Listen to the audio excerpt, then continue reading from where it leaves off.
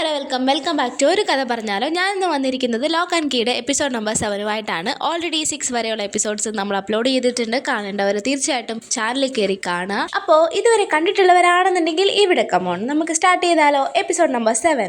എപ്പിസോഡിന്റെ തുടക്കത്തിൽ നമ്മളെ കാണിക്കുന്നത് സാമിനെയാണ്. അതായത് നമ്മുടെ റെൻഡലിനെ കൊന്ന സാം. അവൻ അവന്റെ ക്ലാസ് റൂമിൽ ഇങ്ങനെ ഇരിക്കുന്നുണ്ട്. അതായത് ഒരു അനാറ്റമി ക്ലാസ് ആണ് അവിടെ നടക്കുന്നത്. ഒരു പന്നിക്കുഞ്ഞിനെ വെച്ചിട്ട് അതിൻ്റെതായിട്ടുള്ള പാർട്സ് ഒക്കെ സെപ്പറേറ്റ് ചെയ്യാനായിട്ട് ടീച്ചേഴ്സ് ഇങ്ങനെ പറഞ്ഞു കൊടുക്കുന്നുണ്ട്. എന്നിട്ട് ടീച്ചർ ജസ്റ്റ് ഒന്ന് ബ്രേക്ക് എടുത്ത് വെളിയിലോട്ട് പോകുന്നുണ്ട്. ഈ സമയത്ത് സാം ഇത് കണ്ടുകൊണ്ട് ഈ ഒരു പന്നിക്കുഞ്ഞിനെ കൈ വെച്ചുകൊണ്ട് അവിടെയുള്ള കുട്ടികളോട് തമാശ എന്നുള്ള രീതിയിൽ ജിംഗിൾ ബെൽസ് എന്നുള്ള പാട്ടൊക്കെ പാടിക്കൊണ്ട് ഈ ഒരു ചത്ത പന്നിക്കുഞ്ഞിനെ എടുത്ത് വെച്ചുകൊണ്ട് ഇങ്ങനെ മിമിക്രി ഒക്കെ കാണിക്കുന്നുണ്ട്. അപ്പോൾ ആ ക്ലാസ് റൂമിലുള്ള എല്ലാവരും ഇത് കണ്ട് ചിരിക്കുന്നുണ്ട്. പക്ഷേ ഇവൻ കുറച്ചുകൂടെ വയലന്റ് ആയി തുടങ്ങിയ സമയത്ത് കുട്ടികളെല്ലാം പേടിക്കുന്നുണ്ട്. ഇത് കണ്ടുകൊണ്ടാണ് ടീച്ചർ അങ്ങോട്ട് വരുന്നത്. ടീച്ചർ ഇവനെ വിളിക്കുന്നുണ്ട്, സാം നീ എന്താണ് കാണിക്കുന്നതെന്ന്. അവിടുന്ന് കട്ടായി പിന്നെ നമ്മളെ കാണിക്കുന്നത് സാം റെൻഡലിന്റെ റൂമിന്റെ ഫ്രണ്ടിൽ ഇരിക്കുന്നുണ്ട്. റെൻഡൽ വന്നിട്ട് അവനെ അകത്തോട്ട് കയറ്റുന്നുണ്ട്. എന്നിട്ട് സാമിനോട് ചോദിക്കുന്നുണ്ട്, എന്ത് പറ്റി നിനക്ക്, എന്താ കാര്യം എന്നൊക്കെ ചോദിക്കുന്നുണ്ട്. അപ്പോൾ അവനും പറയുന്നുണ്ട്, എന്താ കാര്യം എന്ന് എനിക്ക് തന്നെ അറിയത്തില്ല, ഞാൻ വല്ലാതെ ഡെസ്പാണെന്നുള്ള രീതിയിൽ സാമും സംസാരിക്കുന്നുണ്ട്. എന്തായാലും 2 ആഴ്ചത്തേക്ക് നിന്നെ സ്കൂളിൽ നിന്ന് സസ്പെൻഡ് ചെയ്തു എന്നുള്ള രീതിയിൽ റെൻഡൽ സംസാരിക്കുന്നുണ്ട്. അപ്പോൾ സാമിന് അതൊട്ടും അഡ്ജസ്റ്റ് ചെയ്യാൻ പറ്റുന്നില്ല. കാരണം സാമിന്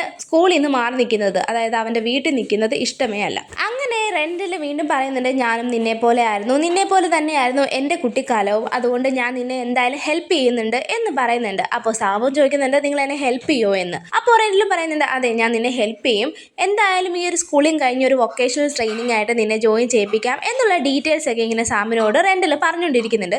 പെട്ടെന്ന് സാമിന് അടുത്തുള്ള വോളിൽ ഒരു പിക്ചർ ഉണ്ട്, അതായത് കീ ഹൗസിന്റെ ഒരു ബ്ലാക്ക് ആൻഡ് വൈറ്റ് പിക്ചർ. ആ പിക്ചറിൽ നിന്ന് ഒരു പെണ്ണിന്റെ സൗണ്ട് കേൾക്കുന്നുണ്ട് സാമിന്. സാം എന്ന് ആ ഒരു പെണ്ണ്, അതായത് വേറെ ആരും അല്ല, അത് ഡച്ച് ആണ്. ഡച്ച് സാമിനെ ഇങ്ങനെ വിളിക്കുന്നുണ്ട്, സാം എന്ന് പറഞ്ഞിട്ട്. എനിക്ക് നിന്നെ കാണാൻ പറ്റുന്നുണ്ട് സാം എന്നിങ്ങനെ അതിനകത്തുനിന്ന് ഡച്ച് ഇങ്ങനെ പറയുന്നുണ്ട്. അപ്പോൾ അതിന്റെ അപ്പുറത്ത് റെൻഡൽ ഇവനോട് ഈ ഒരു വൊക്കേഷണൽ ട്രെയിനിങ്ങിന്റെ കാര്യങ്ങളൊക്കെ പറയുന്നുണ്ട്. പെട്ടെന്ന് സാമിനെ, സാം എന്താ നീ കേൾക്കുന്നുണ്ടോ, ഇത് കറക്റ്റ് അല്ലേ, നിനക്ക് ഇതിന് പോകാൻ പറ്റില്ലേ എന്ന് റെൻഡൽ ചോദിക്കുമ്പോഴാണ് സാം ആ ഒരു വിളിയിൽ നിന്ന് ഉണരുന്നത്. അപ്പോൾ സാം പറയുന്നുണ്ട് ഓക്കെ എന്ന് പറയുന്നുണ്ട്. എന്നിട്ട് സാം ചോദിക്കുന്നുണ്ട് ആ ഒരു സ്ഥലം എവിടെയാണെന്നുള്ളത്. അപ്പോൾ റെൻഡൽ പറയാണ്, അതെന്റെ വീടാണ്, ഞാൻ അവിടെയാണ് വളർന്നത്, എൻ്റെ ഫാമിലിയൊക്കെ അവിടെയാണ് എന്നുള്ള രീതിയിൽ പറയുന്നുണ്ട്. മാത്രമല്ല ഞാൻ ആ ഒരു പിക്ചറിലേക്ക് നോക്കുമ്പോഴാണ് ഞാൻ എവിടെ നിന്നാണ് വന്നത്, ഞാനിപ്പോൾ എവിടെയാണ് എത്തി നിൽക്കുന്നത് എന്നുള്ളൊരു സെൽഫ് മെമ്മറൈസേഷൻ എനിക്ക് കിട്ടുന്നതെന്ന് റെൻഡൽ പറയുന്നുണ്ട്. റെൻഡൽ അങ്ങനെ സാമിനോട് പറയുന്നത് വെച്ചിട്ട് അവിടെ വെച്ച് കട്ടായി പിന്നെ നമ്മളെ കാണിക്കുന്ന സാമിനെയാണ്. സാമിന്റെ ഇപ്പോഴത്തെ കറന്റ് സിറ്റുവേഷൻ, അതായത് സാം ജയിലിൽ ചാടി കീ ഹൗസിലോട്ട് പൊക്കോണ്ടിരിക്കുന്നുണ്ട്. അങ്ങനെ സാം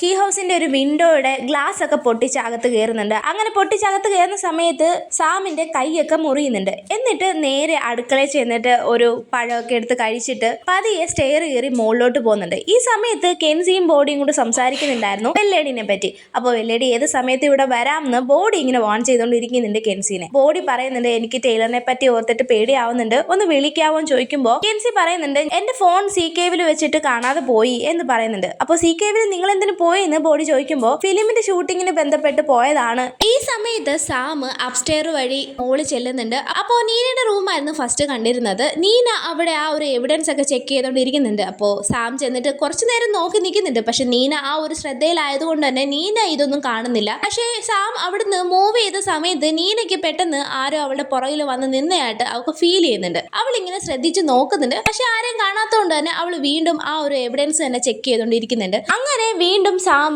അടുത്തടുത്ത റൂമിലൊക്കെ ചെന്ന് നോക്കുന്നുണ്ട്. നേരെ ചെന്ന് കയറുന്നത് ടൈലറിന്റെ റൂമിലാണ്. അങ്ങനെ ടൈലറിന്റെ ഡ്രസ്സൊക്കെ അവൻ എടുത്ത് ഇടുന്നുണ്ട്. ഈ സമയത്ത് ഡോർ അടയ്ക്കുന്ന സമയത്ത് നീന ആ ഒരു സൗണ്ട് കേട്ടിട്ട് പതിയെ ബെഡിൽ നിന്ന് ഇറങ്ങുന്നുണ്ട്. എന്നിട്ട് ആരാ വന്നത് നോക്കാനായിട്ട് ടൈലറിനെയും കെൻസിനെയും വിളിച്ച് ആ ഒരു റൂമിലോട്ട് പതിയെ നടന്നു പോകുന്നുണ്ട്. കാരണം വെച്ചാൽ വല്ലാതെ സംശയം തോന്നുന്നുണ്ട് നീനയ്ക്ക്. കാരണം വെച്ചാൽ കുട്ടികളാണെങ്കിൽ കുറച്ച് ഒച്ചയൊക്കെ വെച്ചിട്ടാണല്ലോ അവർ വരുന്നത്. ഇത് ഭയങ്കര സൈലന്റ് ആയിട്ട് തന്നെ വീട് കിടക്കുന്നുകൊണ്ട് ആരും നടക്കുന്നതായിട്ടൊക്കെ ഒച്ചയും കേൾക്കുന്നുണ്ട്. അതുകൊണ്ട് തന്നെ അവള് ടൈലറിന്റെ റൂമിലോട്ട് ചെന്ന് നോക്കാനായിട്ട് അങ്ങോട്ട് പോകുന്നുണ്ട്. ഈ സമയത്ത് സാം അവിടെ നിന്ന് ടൈലറിന്റെ ഡ്രസ്സൊക്കെ എടുത്തിടുന്നുണ്ട്. ഈ സമയത്തേക്ക് ബോഡിയും കെൻസിയും കൂടി ആ ഒരു കീസൊക്കെ ഒളിപ്പിക്കാനായിട്ട് അണ്ടർഗ്രൗണ്ട് റൂമിൽ പോയിട്ട് തിരിച്ച് കയറി വരുന്നുണ്ടായിരുന്നു. അപ്പോൾ ബോഡി പറയുന്നുണ്ട്, എന്തായാലും അമ്മയുടെ ഫോണിൽ നിന്ന് ടൈലറിനെ ഒന്ന് വിളിച്ചു നോക്ക്, എനിക്ക് പേടിയാവുന്നുണ്ട്, അവൻ സേഫ് ആണോ എന്ന് അറിയാലോ എന്ന് പറയുന്നുണ്ട്. അപ്പോൾ കെൻസി പറയുന്നുണ്ട്, ഓക്കെ നീ ഇത്ര വെറിയാവുന്ന സ്ഥിതിക്ക് എന്തായാലും നമുക്ക് വിളിച്ചു നോക്കാം എന്ന് പറയുന്നുണ്ട്. അവരിങ്ങനെ അങ്ങനെ സംസാരിച്ചുകൊണ്ട് വരുന്ന സമയത്താണ് ഈ ഒരു വിൻഡോയുടെ ഗ്ലാസ് ഒക്കെ തകർന്ന് അവിടെ ബ്ലഡ് ഒക്കെ കിടക്കുന്നതായിട്ട് കെൻസിയും ബോഡിയും കാണുന്നത്. ഇത് കണ്ടപാട് തന്നെ പിള്ളേർക്ക് മനസ്സിലാവുന്നുണ്ട് വീട്ടിനുള്ളിൽ ആരോ കയറിയിട്ടുണ്ടെന്ന്. പക്ഷേ വെള്ളേടി ആയിരിക്കില്ല എന്ന് ഇവർ രണ്ടുപേരും പറയുന്നുണ്ട്. കാരണം വെച്ചാൽ വെള്ളേടിക്ക് ഏത് ഡോറ് വഴിയും പോകാൻ പറ്റുമല്ലോ, അപ്പോൾ വേറെ ആരോ ആണ് വന്നത് എന്ന് പറയുന്നുണ്ട്. പെട്ടെന്ന് തന്നെ മുകളിലും കാണിക്കുന്നുണ്ട് നീന അങ്ങനെ ടൈലറിന്റെ റൂമിൽ ചെന്ന് കയറുന്ന സമയത്ത് പെട്ടെന്ന് സാം തോക്ക് ചൂണ്ടുന്നുണ്ട്. അപ്പോൾ താഴെ നിന്ന് കെൻസിയും ബോഡി ഇവരുടെ കോൺവെർസേഷൻ കേൾക്കുന്നുണ്ട്. ഞങ്ങളെ ഒന്നും ചെയ്യില്ലെന്ന് നീന പറയുന്നുണ്ട്. അപ്പോൾ അവൻ പറയുന്നുണ്ട് നീ മിണ്ടാതിരിക്കുക എന്നുള്ള രീതിയിൽ സാം നീനയോട് സംസാരിക്കുന്നുണ്ട്. കെൻസി ഉടനെ ബോഡിയോട് പറയുന്നുണ്ട് നീ എവിടെയെങ്കിലും പോയി ഒളിക്കാൻ. അപ്പോൾ ബോഡി പറയുന്നുണ്ട് അപ്പോൾ നീ എന്ത് ചെയ്യും? അപ്പോൾ കെൻസി പറയുന്നുണ്ട് എനിക്ക് എന്തായാലും അമ്മയുടെ കൂടെ നിന്നേ പറ്റുള്ളൂ എന്ന് പറയുന്നുണ്ട്. പെട്ടെന്ന് ബോഡി പറയുന്നുണ്ട് എന്റെ കയ്യിൽ വേറൊരു ഐഡിയ ഉണ്ടെന്ന് പറഞ്ഞിട്ട് ആ ഒരു ഗോസ് കീ കാണിച്ചു കൊടുക്കുന്നുണ്ട്. എന്നിട്ട് ആ ഒരു ഡോറിന്റെ അടുത്തോട്ട് കൊണ്ടുപോകുന്നുണ്ട്. എന്നിട്ട് ബോഡി കെൻസിയോട് പറയുന്നുണ്ട് ഞാൻ ഈ ഒരു കീ ഇട്ട് വെളിയിലോട്ട് ഇറങ്ങാൻ പോകുന്നുണ്ട്. ചിലപ്പോൾ ഞാനിവിടെ ബോധം കെട്ട പോലെ കിടക്കും, അല്ലെങ്കിൽ എന്റെ ഈ ബോഡി വേറൊരു അവസ്ഥയിലായിരിക്കും. എന്റെ ബോഡിനെ സൂക്ഷിച്ചോണം, മാത്രമല്ല ഈ ഒരു ഡോറും ഓപ്പൺ ആയിട്ട് കീപ്പ് ചെയ്യണം എന്ന് കെൻസിനോട് പറയുന്നുണ്ട്. അപ്പൊ കെൻസി പറയുന്നുണ്ട് ഇത് എന്താ സംഭവം എന്ന് അറിയത്തില്ലല്ലോ എന്ന് പറയുമ്പോൾ ബോഡി പറയുന്നുണ്ട് ജസ്റ്റ് നീ എന്റെ ബോഡി നോക്കുകയും ഈ ഒരു ഡോറ് ഓപ്പൺ ആയിട്ട് മെയിൻറ്റെയിൻ ചെയ്താലും മതി എന്ന് കെൻസിയോട് ബോഡി പറഞ്ഞിട്ട് ഈ ഒരു ഗോസ്റ്റ് കീ ഇട്ട് ആ ഒരു ഡോറ് തുറന്ന് അവൻ വെളിയിലോട്ട് ഗോസ്റ്റ് ആയിട്ട് പറന്നു പോകുന്നുണ്ട്.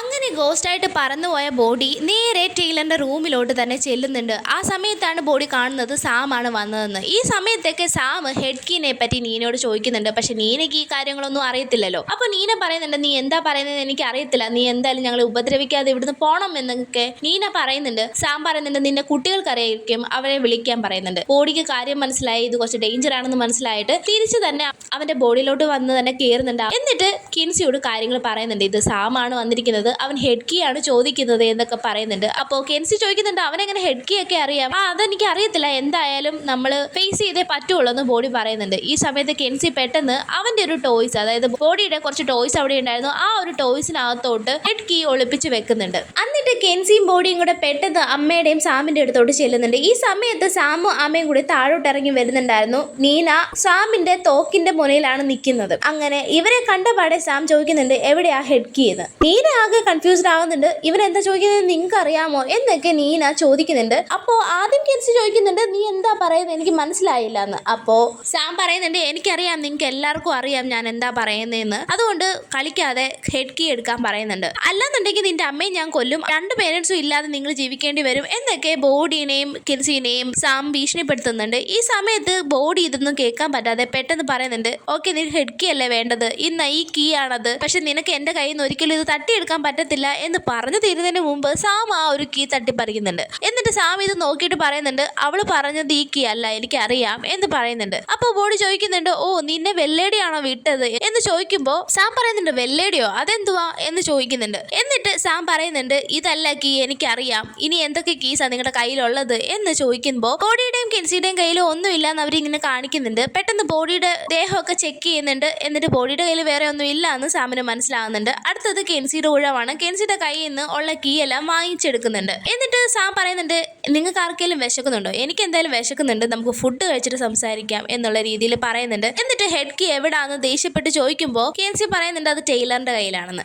ടൈലർ വരുന്നത് വരെ നമുക്ക് വെയിറ്റ് ചെയ്യാം, എന്തായാലും ഫുഡ് കഴിച്ചിട്ട് ഇരിക്കാന്ന് പറഞ്ഞിട്ട് സാം ഇങ്ങനെ പറയുന്നിടത്ത് വെച്ച് അവിടുന്ന് കട്ടായി പിന്നെ നമ്മളെ കാണിക്കുന്നത് ടൈലറിനെയാണ്. ടൈലർ ഡെജിന്റെ ഒപ്പമാണ്. അപ്പോൾ അവർ രണ്ടുപേരും കാറിലിരുന്ന് കുളിച്ചോണ്ടിരിക്കുന്നുണ്ട്. അങ്ങനെ ഇവർ തമ്മിൽ ഫിസിക്കലി കോണ്ടാക്ട് ഒക്കെ ഉണ്ടാവുന്നുണ്ട്. അവിടുന്ന് കട്ടായി പിന്നെ നമ്മളെ കാണിക്കുന്നത് സാമിനെയും കെൻസിനെയും ഒക്കെയാണ്. അപ്പോൾ സാം ഇവരെല്ലാം കെട്ടിയിട്ടിട്ടുണ്ട്. എന്നിട്ട് ഇവർക്ക് ന്യൂഡിൽസ് ഒക്കെ ഉണ്ടാക്കി കൊടുക്കുന്നുണ്ട്. എന്തായാലും ആർക്കും ഫോർക്കൊന്നും തരത്തില്ല, എല്ലാവരും സ്പൂൺ വെച്ച് കഴിച്ചാൽ മതി എന്നുള്ള രീതിയിലൊക്കെ സംസാരിക്കുന്നുണ്ട്. എന്നിട്ട് സാം ഓരോ കാര്യങ്ങൾ ഇങ്ങനെ പറയുന്നുണ്ട്. നിങ്ങൾക്ക് ഇതിന്റെ കൂടെ തന്നെ കഥകളൊക്കെ കേൾക്കണ്ടേ, ഞാൻ കഥ പറയാമെന്ന് പറഞ്ഞിട്ട് സാം തുടങ്ങുന്നുണ്ട്.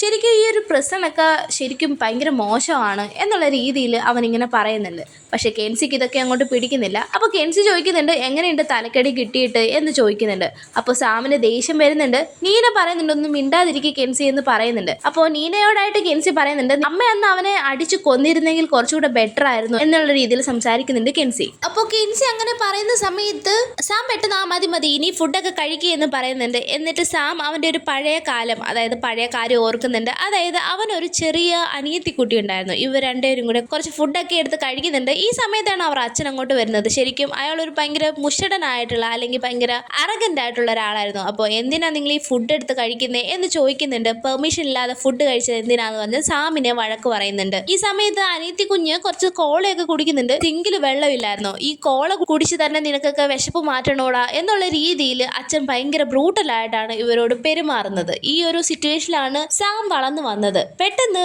വെളിയിൽ കോളിംഗ് ബെല്ല് കേൾക്കുന്നുണ്ട്. അപ്പോൾ ടൈലർ ആയിരുന്നു വന്നത്. ബാക്കി എല്ലാവരുടെ മുന്നിൽ അച്ഛൻ ഭയങ്കര മാന്യനാണ്. അപ്പോൾ ടൈലറിന്റെ അടുത്ത് നല്ല രീതിയിലൊക്കെ അച്ഛൻ സംസാരിക്കുന്നുണ്ട്. പക്ഷേ സാമിനറിയാം അച്ഛൻ എന്തോരം ദുഷ്ടനാണെന്നുള്ളത്. അപ്പോൾ അങ്ങനെ ഒരു ബാക്ക്ഗ്രൗണ്ട് ഉള്ള കുട്ടിയാണ് സാം. ആ ഒരു മെമ്മറീസ് ഒക്കെ കാണിച്ചിട്ട് അങ്ങനെ അവിടുന്ന് കട്ടായി പിന്നെ നമ്മളെ കാണിക്കുന്നത് ഇപ്പോഴുള്ള സിറ്റുവേഷൻ ആണ്.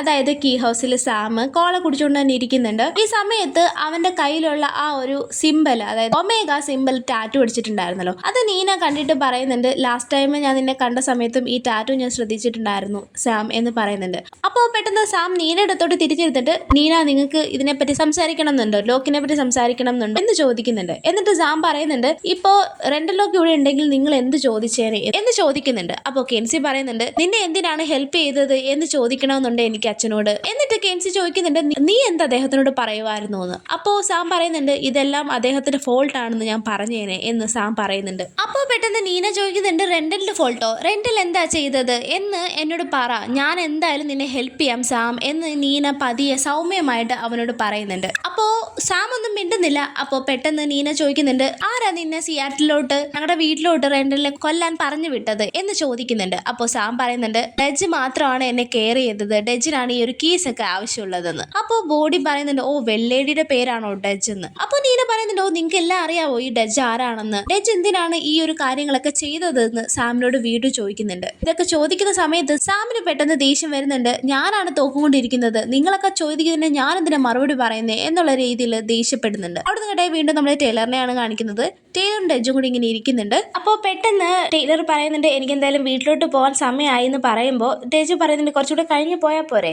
അപ്പോൾ ടൈലർ പറയുന്നുണ്ട്, ഇല്ല പറ്റത്തില്ല, എനിക്ക് ഇപ്പം തന്നെ പോകണം തോന്നുന്നു എന്ന് പറഞ്ഞിട്ട് അവൻ ഡജിന്റെ ജാക്കറ്റ് ഒക്കെ ഊരിയിട്ടുണ്ടായിരുന്നു. ആ ഒരു ജാക്കറ്റ് എടുത്ത് കൊടുക്കുന്നുണ്ടായിരുന്നു. ആ സമയത്ത് ആ ഒരു എനിവെയർ കീ ആ ജാക്കറ്റിൽ നിന്ന് താഴോട്ട് വീഴുന്നുണ്ട്. ഇത് കണ്ട ടൈലർ പെട്ടെന്ന് സംശയിച്ച് ഡജിനെ നോക്കുന്നുണ്ട്. അപ്പോൾ ഡജ് ഇത് കണ്ടിട്ട് അതെനിക്ക് തിരിച്ച് താ, ഇപ്പൊ തന്നെ താ എന്നുള്ള രീതിയിൽ കുറച്ച് ദേഷ്യത്തെ ടൈലറിനോട് ചോദിക്കുന്നുണ്ട്. ടൈലർ പറയുന്നുണ്ട്, നീ എന്താ എന്റെ കയ്യിൽ നിന്ന് അത് വാങ്ങിക്കാത്തെ എന്ന് ചോദിക്കുന്നുണ്ട്. അപ്പോൾ ഡജ് ദേഷ്യപ്പെട്ട് അലറുന്നുണ്ട്. ഇത് കണ്ട് ടൈലർ പെട്ടെന്ന് പേടിച്ച് അവിടുന്ന് ഇറങ്ങി ഓടുന്നുണ്ട്. ഡജും പുറകാലെ തന്നെ ഓടുന്നുണ്ട് ഈ ഒരു കീ മേടിക്കാനായിട്ട്. അങ്ങനെ ടൈലർ ആ ഒരു ഗ്രോസറി സ്റ്റോറിന്റെ ഡോറ് തുറന്ന് കീ ഹൗസ് എന്ന് പറഞ്ഞിട്ട് ആ ഒരു ഡോറ് അടയ്ക്കുന്നുണ്ട്. അങ്ങനെ ടൈലർ എനിവെയർ കീ യൂസ് ചെയ്തിട്ട് തിരിച്ച് കീ ഹൗസിലോട്ട് തന്നെ വരുന്നുണ്ട്. ഡജിന് ആ ഒരു കീയും മിസ്സാവുന്നുണ്ട്. അങ്ങനെ ടൈലർ കീ ഹൗസിലെത്തി താഴോട്ട് ഇറങ്ങി വരുന്ന സമയത്താണ് അവിടെ സാമിനെ കാണുന്നത്. സാം അവന്റെ ഫാമിലിയെ മുഴുവൻ തോക്കിന്റെ മുന്നിൽ നിർത്തിയേക്കുന്നതായിട്ട് ടൈലർ കാണുന്നുണ്ട്. പെട്ടെന്ന് ടൈലർ പുറകെ കൂടെ വന്ന് സാമിനെ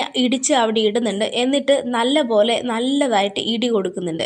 ഈ സമയത്ത് സാമിന്റെ കയ്യിൽ നിന്ന് തോക്ക് ദൂരോട്ട് തെറിച്ച് വീഴുന്നുണ്ട്. പെട്ടെന്ന് സാം അവന്റെ കയ്യിലിരുന്ന ആ ഒരു ലൈറ്റർ കീ എടുത്തിട്ട് നിലത്തൊരസുന്നുണ്ട്. പെട്ടെന്ന് തീയും വരുന്നുണ്ട്. ഈ സമയത്ത് ടൈലർ ഡിസ്ട്രാക്ട് ആവുന്ന സമയത്ത് സാം പെട്ടെന്ന് അവനെ തള്ളി മാറ്റി ആ ഒരു തീയും അണച്ച് തോക്ക് കയ്യിലെടുക്കുന്നുണ്ട്. എന്നിട്ട് നീനയുടെ നേർക്ക് ചൂണ്ടുന്നുണ്ട്. ഇതുകൊണ്ട് തന്നെ ടൈലർ സറണ്ടർ ആവുന്നുണ്ട് സാമിന്റെ മുന്നിൽ. എന്നിട്ട് ടൈലറിനോട് സാം ആ ഒരു ഹെഡ് കീ ചോദിക്കുന്നുണ്ട്. അപ്പോൾ ടൈലർ പറയുന്നുണ്ട്, ഹെഡ് കീയോ അത് എന്റെ കയ്യിൽ ഇല്ലല്ലോ എന്ന് പറയുന്നുണ്ട്. അങ്ങനെ ലാസ്റ്റ് ഇവരെ എല്ലാം ഷൂട്ട് ചെയ്യുന്ന ഒരു ടൈം ആവുന്ന സമയത്ത് കെൻസി സമ്മതിക്കുകയാണ്, ടൈലറിന്റെ കയ്യിൽ സത്യത്തിൽ അതില്ല, ഞാൻ കള്ളം പറഞ്ഞാണ്, ഞങ്ങള് ഫോറസ്റ്റിൽ കൊണ്ടുപോയി കുഴിച്ചിട്ടു എന്ന് വീണ്ടും കള്ളം പറയുന്നുണ്ട്. അപ്പൊ സാം പറയുന്നുണ്ട്, വീണ്ടും നിങ്ങളെ ഞാൻ വിശ്വസിക്കാനോ, ഈ തവണ എന്തായാലും ബോഡിയും കെൻസി എന്റെ കൂടെ ഫോറസ്റ്റിൽ വന്ന് അത് കുഴിച്ചെടുത്ത് തരണം, ടൈലർ ഇവിടെ തന്നെ കിടക്കട്ടെ എന്ന് പറഞ്ഞ് ടൈലറിനെ അവിടെ തന്നെ കെട്ടിയിടുന്നുണ്ട്. അപ്പോൾ ടൈലറും അമ്മയും അതായത് നാൻസിയൊക്കെ പറയുന്നുണ്ട്, ബോഡീനെ വിട്ടേക്ക് ഞങ്ങൾ വരാം എന്ന് പറയുന്നുണ്ട്. അപ്പോൾ സാം പറയുന്നുണ്ട്, ബോഡിയാണ് എന്റെ കൊളാട്രൽ, അവരില്ലാതെ നടക്കൂല, അതുകൊണ്ട് ബോഡിയും കിൻസിയും മാത്രം എന്റെ കൂടെ വന്നാൽ മതി എന്ന് പറഞ്ഞിട്ട് ഇവരെ അവിടെ കെട്ടിയിടുന്നുണ്ട്. ടൈലറിന്റെ കയ്യിൽ നിന്ന് ആ ഒരു എനിവെയർ കീയും അവൻ തട്ടിയെടുക്കുന്നുണ്ട്. അങ്ങനെ ഇവര് പോകാൻ നേരത്ത് ടൈലറിനെ നോക്കി കെൻസി പറയുന്നുണ്ട്, എനിക്ക് എന്തെങ്കിലും സംഭവിക്കുകയാണെങ്കിൽ തീർച്ചയായിട്ടും നീ സാലി, അതായത് ആ ഒരു പാവേനെ ശ്രദ്ധിച്ചോണം, നോക്കിക്കോണം എന്ന രീതിയിൽ ടൈലറിന് ഒരു ഹിന്റ് കൊടുത്തിട്ടാണ് കെൻസി അവിടുന്ന് പോകുന്നത്. അങ്ങനെ കെൻസിയും ബോഡിയും സാമും കൂടി മുന്നോട്ട് ആ ഒരു ഫോറസ്റ്റ് വഴി മുന്നോട്ട് പോകുന്നുണ്ട്. അപ്പോൾ കെൻസി മാക്സിമം സാമിന്റെ ശ്രദ്ധ തിരിക്കാനായിട്ട് ഓരോ കാര്യങ്ങളൊക്കെ ചോദിക്കുന്നുണ്ട്. ഡജ് ആ ഒരു ബ്ലാക്ക് ഡോർ വഴി പോയാൽ എന്ത് സംഭവിക്കും എന്നൊക്കെ ചോദിക്കുന്നുണ്ട്. ബോഡി പറയുന്നുണ്ട്, നീ അവളെ ട്രസ്റ്റ് ചെയ്യല്, അവളെ ഞാൻ ആദ്യമേ ഒന്ന് വിശ്വസിച്ചതാണ്, അവൾ എന്നെ പറ്റിച്ചിട്ട് പോയി എന്നുള്ള രീതിയിൽ ബോഡി സാമിനെ പറഞ്ഞ് മനസ്സിലാക്കാൻ ശ്രമിക്കുന്നുണ്ട്. അപ്പോ സാം പറയുന്നുണ്ട്, നീ പറ്റിയതിന്റെ കാര്യമൊന്നും പറയണ്ട, നീ ഏറ്റവും വലിയ കള്ളന്റെ മോനാടാന്ന് പറഞ്ഞിട്ട് ബോഡിനോട് അവൻ ദേഷ്യപ്പെടുന്നുണ്ട്. അവിടെ കേട്ടേ പിന്നെ നമ്മളെ കാണിക്കുന്ന ഒരു ഫ്ലാഷ് ബാക്ക് ആണ്.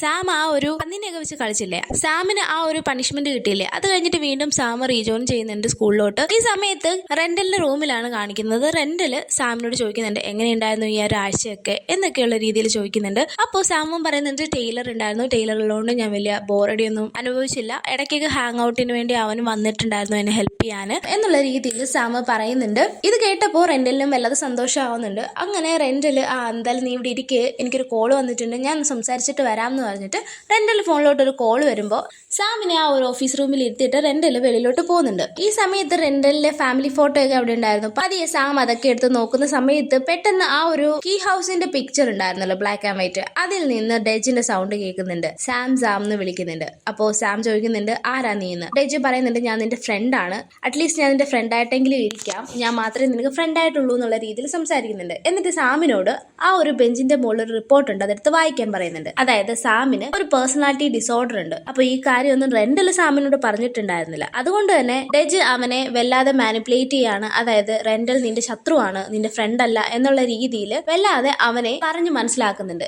സാമു വല്ലാതെ ഫ്രസ്ട്രേറ്റഡ് ആയിട്ട് നീ റിയൽ അല്ല എന്നുള്ള രീതിയിൽ പറയുന്നുണ്ട്. അപ്പോൾ ഡെജ് പറയുന്നത് ഞാൻ മാത്രമാണ് റിയൽ എന്നുള്ള രീതിയിൽ സാമിനെ വല്ലാതെ മാനിപ്പുലേറ്റ് ചെയ്യുന്നുണ്ട്. ഇത് കേട്ട് സാം അവിടുന്ന് ഇറങ്ങി ഓടുന്നുണ്ട്. അപ്പോൾ ആ സമയത്ത് തന്നെ റെന്റലും അങ്ങോട്ട് വരുന്നുണ്ട്. റെന്റൽ വിളിച്ചിട്ടൊന്നും സാം നിൽക്കുന്നില്ല.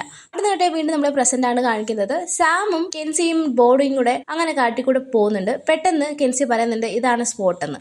ഈ സമയത്ത് സാം പറയുന്നുണ്ട് കുഴിച്ചു നോക്കാനായിട്ട്. അവിടുന്ന് കട്ടായി പിന്നെ നമ്മളെ കാണിക്കുന്നത് ടൈലറിനെയും നീനേനെയാണ്. അപ്പോൾ ടൈലറും നീനയും കൂടി എങ്ങനെയും ആ ഒരു കെട്ടഴിക്കാൻ നോക്കുന്നുണ്ട്, അതൊന്നും പറ്റുന്നില്ല. ലാസ്റ്റിൽ ടൈലർ എന്തെടുത്തു എന്ന് വെച്ചാൽ പുറകോട്ട് മറിഞ്ഞു വീണിട്ട് ആ ഒരു കസേര അങ്ങ് ഒടിച്ചു കളയുന്നുണ്ട്. എന്നിട്ട് കൈ റിലീസ് ചെയ്തിട്ട് പെട്ടെന്ന് തന്നെ നീനേനെയും കെട്ടി നഴിച്ചു വിടുന്നുണ്ട്. അപ്പോൾ നീനയോട് ചോദിക്കുന്നുണ്ട്, സാം വരുന്നതിന് മുമ്പ് കെൻസിയും ബോഡി എവിടെയായിരുന്നു ചോദിക്കുമ്പോൾ നീന പറയുന്നുണ്ട് വിന്റർ സ്റ്റഡീസിന്റെ അവിടെയാണെന്നുള്ളത്. അപ്പോൾ നീന ചോദിക്കുന്നുണ്ട്, നിന്റെ കയ്യിൽ ഫോണില്ലേ, ഫോണിങ് ഇതാ എന്ന് പറയുന്നുണ്ട്. എന്നിട്ട് നീന പോലീസിനെ വിളിക്കുന്നുണ്ട്. ടൈലർ വിന്റർ സ്റ്റഡീസിന്റെ അങ്ങോട്ട് ഓടി പോകുന്നതായിട്ടും കാണിക്കുന്നുണ്ട്. അവിടുന്ന് കട്ടെ വീണ്ടും നമ്മളെ കെൻസിനെയും ബോഡിനെയും സാമിനെയാണ് കാണിക്കുന്നത്. അവരങ്ങനെ ആ ഒരു കുഴി കുഴിക്കുന്നുണ്ട്. അതിന്റെ ഇടയ്ക്ക് സാം പറയുന്നുണ്ട്, ഈ ഒരു കീ ഇവിടെ ഇല്ലെന്നുണ്ടെങ്കിൽ നിങ്ങൾ രണ്ടുപേരെ ഞാൻ കൊല്ലും എന്ന് പറയുന്നുണ്ട്. അപ്പൊ കെൻസി പറയുന്നുണ്ട്, ഇവിടെ തന്നെ ഉണ്ട് എന്ന് പറഞ്ഞിട്ട് വീണ്ടും കുഴിക്കുന്നുണ്ട്. എന്നിട്ട് പെട്ടെന്ന് കിൻസി ഒരു കത്തി അവിടെ കാണുന്നുണ്ട്. ആ കത്തി എടുത്തിട്ട് കിൻസി കുത്താൻ തുടങ്ങുന്ന സമയത്ത് ബോഡി പറയുന്നുണ്ട്, ഓ റിയലി നീ ഇതാണ് പ്ലാൻ ചെയ്തേക്കുന്നത്, ഇതൊന്നും നടക്കൂല, നിനക്കറിയാലോ എനിക്ക് വേറെ ചോയ്സ് ഇല്ലെന്ന്, എന്തായാലും ഒക്കെ കണ്ടുപിടിച്ച് തന്നേ പറ്റത്തുള്ളൂ, കുഴിക്കെന്ന് പറയുന്നുണ്ട്. പെട്ടെന്ന് കുഴിച്ചോണ്ടിരിക്കുന്ന സ്ഥലത്തു നിന്ന് ഒരു വിയേർഡ് ആയിട്ടുള്ളൊരു അനക്കം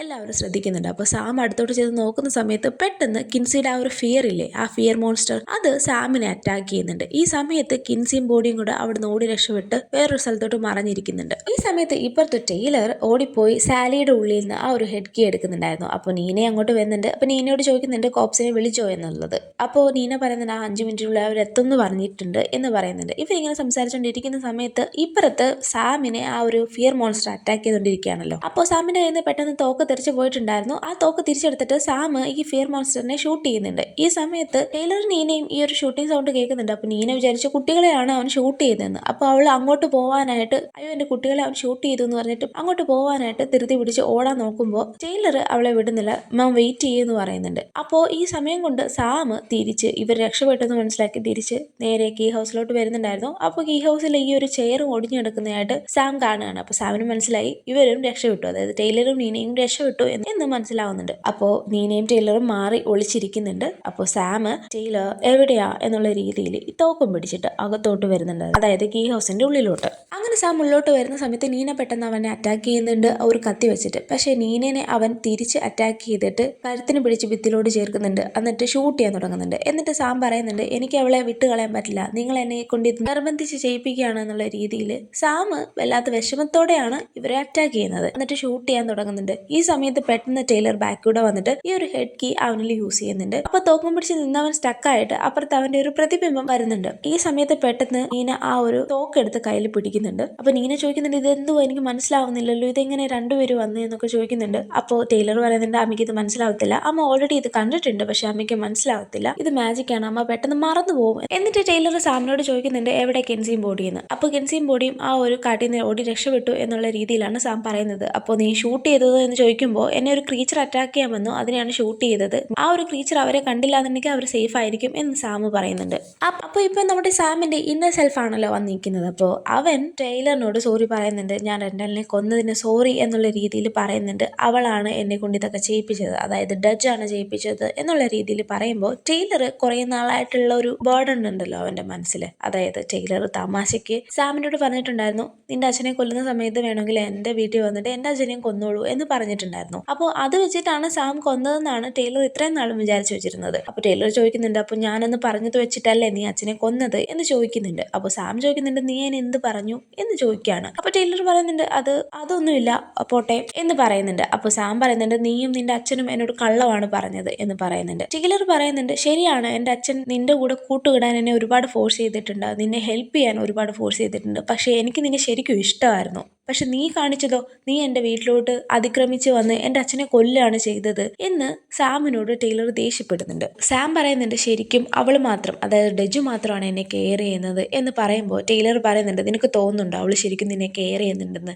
അങ്ങനെ കെയർ ചെയ്യുന്നുണ്ടെങ്കിൽ നിന്നെ ഇങ്ങനെ ഈ കാര്യങ്ങൾക്കൊക്കെ ചെയ്യാൻ വേണ്ടി അവൾ പറഞ്ഞു വിടുമോ സാം എന്ന് ടൈലർ അവനോട് ചോദിക്കുന്നുണ്ട്. അപ്പോൾ സാം പറയുന്നുണ്ട്, നിനക്കിതൊന്നും പറഞ്ഞാൽ മനസ്സിലാവില്ല എന്നുള്ള രീതിയിൽ പറയാണ്. കാരണം സാമിന് ഇത്രയും നാളും നല്ലൊരു സ്നേഹമോ അങ്ങനെയുള്ള കരുതലോ ഒന്നും കിട്ടിയിട്ടില്ല. ഡെജിന്റെ കയ്യിൽ നിന്നാണ് ആദ്യമായിട്ട് അവനൊരു കരുതലും സ്നേഹവും ഒക്കെ കിട്ടുന്നത്. സോ അവൻ ബ്ലൈൻഡ്ലി ഡെജിനെ സ്നേഹിക്കുന്നുണ്ട്. അപ്പൊ ടൈലർ പറയുന്നുണ്ട്, എനിക്ക് മനസ്സിലാകും നിന്നെ. ഈ സമയം കൊണ്ട് ഡെജ് അങ്ങോട്ട് വരുന്നുണ്ടായിരുന്നു. അപ്പോൾ ഇപ്പത്തെ നീന ഈ ഒരു ഡോർ എന്താണെന്ന് ചോദിക്കുന്നുണ്ട്. ടൈലർ പറയുന്നുണ്ട്, ഇത് സാമിന്റെ ഹെഡ് ആണെന്ന്. അപ്പോൾ നീന പറയുന്നുണ്ട്, ഹെഡോ, നിങ്ങൾ എന്തൊക്കെയായി പറയുന്നതെന്നുള്ള രീതിയിൽ പതിയെ സാമിന്റെ ഹെഡിലോട്ട്, അതായത് ആ ഒരു ഡോർ തുറന്ന് ഉള്ളിലോട്ട് പോകാൻ നോക്കുന്ന സമയത്ത് പെട്ടെന്ന് ടൈലർ നീനെ ഒന്ന് തടയുന്നുണ്ട്. ഈ സമയത്ത് പെട്ടെന്ന് സാമിന്റെ ആ ഒരു പ്രതിബിംബമല്ലേ അത് ഓടിച്ചെന്നിട്ട് സാമിന്റെ പുറവിൽ നിന്ന് ആ ഒരു ഹെഡ് കീ ഊരിയെടുക്കുന്നുണ്ട്. ഇവർ രണ്ടുപേരും മോജായിട്ട് ഒന്നാവുന്നുണ്ട്. എന്നിട്ട് ആ ഒരു ഹെഡ് കീ സാം എടുക്കുന്നുണ്ട്. ഈ സമയത്താണ് ഡെജ് അങ്ങോട്ട് കയറി വരുന്നത്. കയറി വരുന്ന വരവിൽ തന്നെ ടൈലറിനെ അടിച്ചിടുന്നുണ്ട്. മാത്രമല്ല നീനയുടെ കയ്യിൽ നിന്ന് ആ ഒരു തോക്കും തട്ടിപ്പറിച്ച് അവളെ അടിച്ച് അവിടെ കിടത്തുന്നുണ്ട്. എന്നിട്ട് സാമിന്റെ അടുത്ത് എന്നിട്ട് ഈ ഒരു കീ ചോദിക്കുന്നുണ്ട്. അപ്പോൾ ടൈലർ അപ്പുറത്തുനിന്ന് പറയുന്നുണ്ട്, അത് കൊടുക്കല്ലേ സാം, അത് കൊടുക്കല്ലേ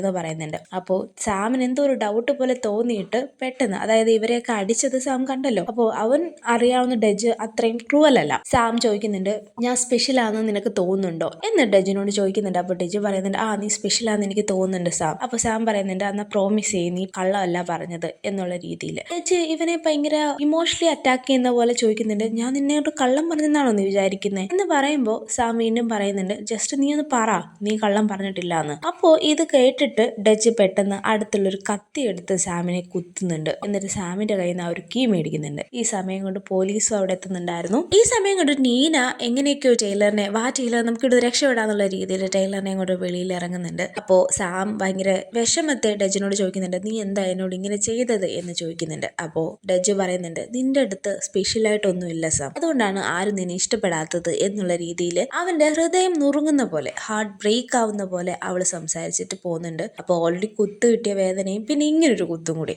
അപ്പോൾ സാം വല്ലാതെ വിഷമിച്ച് അവിടെ ഇരിക്കുന്നുണ്ട്. ഡെജ് ഈ സമയം കൊണ്ട് എനിവർ കീ യൂസ് ചെയ്ത് വേറെ സ്ഥലത്തോട്ട് പോകുന്നുണ്ട്. നമ്മളെ കാണിക്കുന്നുണ്ട്, പോലീസ് വണ്ടി ഇങ്ങനെ വന്നുകൊണ്ടിരിക്കുന്നുണ്ട് കീ ഹൗസിലോട്ട്. അങ്ങനെ നീനയും ടൈലറും കൂടി വെളിയിറങ്ങുന്ന സമയത്തേക്ക് പോലീസ് അവിടോട്ട് വരുന്നുണ്ടായിരുന്നു. അപ്പോൾ നീന പറയുന്നുണ്ട് അവനുള്ളിലുണ്ടെന്ന്. ഈ സമയത്ത് സാം ഉള്ളിൽ എങ്ങനെയും വെള്ളോട്ട് രക്ഷപ്പെടണം എന്നുള്ള രീതിയിൽ നോക്കുന്ന സമയത്ത് അവൻ കയറി വന്ന വിൻഡോയിൽ കൂടെ അവൻ എന്തായാലും ഇറങ്ങാൻ പറ്റത്തില്ല. കാരണം അവൻ ഓൾറെഡി മുറിഞ്ഞിട്ടുണ്ട്. അതുകൊണ്ട് തന്നെ ആ ഒരു ഗോസ്കിയിട്ടിരുന്ന ഡോറില്ലേ, ആ ഡോർ വഴി അവൻ പുറത്തോട്ട് ഇറങ്ങുന്നുണ്ട്. പക്ഷെ അവൻ അറിയത്തില്ലല്ലോ അതിനകത്ത് കൂടി പോയി കഴിഞ്ഞാൽ അവന്റെ ശരീരവും ആത്മാവും തമ്മിൽ സെപ്പറേറ്റ് ആവുമെന്ന്. അങ്ങനെ അവൻ വെള്ളോട്ട് ഇറങ്ങുന്ന സമയത്ത് അവന്റെ ആത്മാവ് മാത്രം വെള്ളോട്ട് ഇറങ്ങുന്നുണ്ട്, അവന്റെ ബോഡി അവിടെ താഴെ വീഴുന്നുണ്ട്. അപ്പോൾ ഇവൻ എന്തായി ഇത് നടന്നേ എന്നുള്ള രീതിയിൽ ഇവനിങ്ങനെ ചിന്തിച്ച് നിൽക്കുന്നുണ്ട്. ഈ സമയത്ത് തന്നെ പോലീസുകാർ ഉള്ളിലോട്ട് വരുന്നുണ്ട്. എന്നിട്ട് ഇവന്റെ ബോഡിയൊക്കെ ചെക്ക് ചെയ്യുന്നുണ്ട്. എന്നിട്ട് പോലീസുകാർ അറിയാതെ ഈ ഡോർ അങ്ങ് അടച്ചു കളയുന്നുണ്ട്. അപ്പോൾ സാം അയ്യോ ചെയ്യല്ലേ എന്ന് പറഞ്ഞിട്ട് അവൻ തിരിച്ചു കയറുന്നതിന് മുന്നേ തന്നെ ഈ ഒരു ഡോർ അടഞ്ഞു പോകുന്നുണ്ട്. അതായത് സാം മരിച്ചു പോയെന്ന് വിചാരിച്ചിട്ട് അവർ ഈ ഒരു ബോഡിയും കൊണ്ട് പോകുന്നുണ്ട്. സാം ആണെങ്കിൽ ആത്മാവായിട്ട് അവിടെ കാണുന്നുണ്ട്. ഈ സമയത്ത് പോലീസുകാർ ഗുഡ്സിൽ പോയിട്ട് ബോഡീനെയും കെൻസിനെയും വിളിച്ചുകൊണ്ട് തിരിച്ച് വീട്ടിൽ കൊണ്ടുവരുന്നുണ്ട്. അപ്പോൾ ഇവരെല്ലാം കൂടെ കെട്ടിപ്പിടിച്ച് നിൽക്കുന്നുണ്ട്. ഇതൊക്കെ സാം മുകളിൽ ഒരു ആത്മാവായിട്ട് ഇതൊക്കെ നിന്ന് കാണുന്നുണ്ട്. എന്നിട്ട് അന്നത്തെ ദിവസം രാത്രിയിൽ എല്ലാവരും റെസ്റ്റ് എടുക്കുന്നുണ്ട്. അപ്പോൾ കെൻസി വന്നിട്ട് അമ്മയുടെ അടുത്ത് വരുന്ന സമയത്ത് അമ്മ പറയുന്നുണ്ട് മുകളിൽ ടൈലറിൻ്റെ കൂടെ പോയി കിടക്കാൻ. അപ്പോൾ കെൻസി പറയുന്നുണ്ട്, അമ്മയ്ക്ക് തോന്നുന്നുണ്ടോ ഈ രാത്രിയിൽ എല്ലാവരും ഉറങ്ങുമെന്ന് എന്ന് ചോദിച്ചിട്ട് കെൻസി ഗുഡ് ബൈ ഒക്കെ പറഞ്ഞിട്ട് കിടക്കാനായിട്ട് പോകുന്നുണ്ട്. ഈ സമയത്ത് നമ്മുടെ നീന ഓൾറെഡി ഒരു കള്ളുകൂടി അഡിക്റ്റ് ഉള്ള ആളായിരുന്നു എന്ന് അറിയാമായിരുന്നല്ലോ. അപ്പോൾ അവള് ഈ ഒരു പ്രഷറൊന്നും താങ്ങാതെ കുറച്ച് കള്ളും എടുത്ത് കുടിക്കുന്നതായിട്ട് കാണിച്ചുകൊണ്ട് എപ്പിസോഡ് നമ്പർ 7 ഇവിടെ തീരുന്നുണ്ട്. Okay bye. 8 പെട്ടെന്ന് വരാം.